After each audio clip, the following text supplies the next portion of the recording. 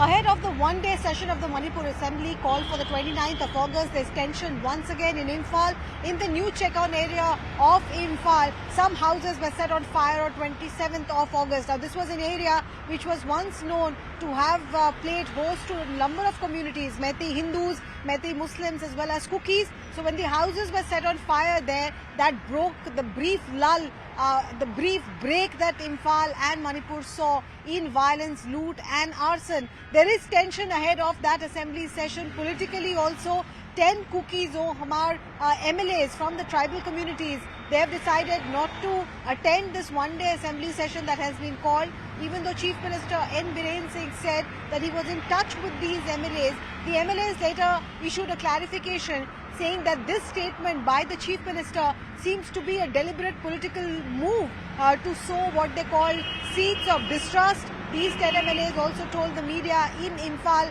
and in Manipur that they were not in touch with the Chief Minister. They are not going to attend the assembly session that has been called. Imphal Singh of the Congress Party, the former Chief Minister of Manipur, has also taken on the Manipur Chief Minister and the government on their decision to call this one-day assembly session.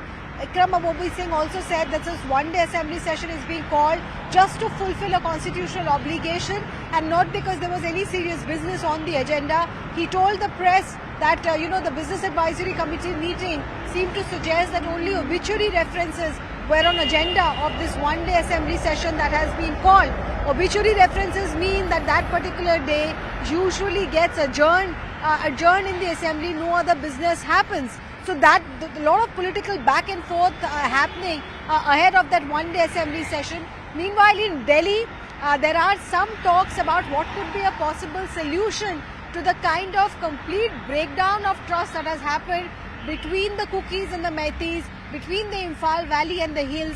One of the suggestions that has come from the Manipur government is to provide greater autonomy to the hill councils, something that may not be acceptable because the Kukis and the tribal communities have been asking for complete separation from the Manipur government, that they alone have territorial and political as well as developmental control over the hills, something that has been rejected by the Meitei community supporters of N Biren Singh. So this is one of the options that has been suggested. The centre is in talks with both the Kukis and the Meiteis.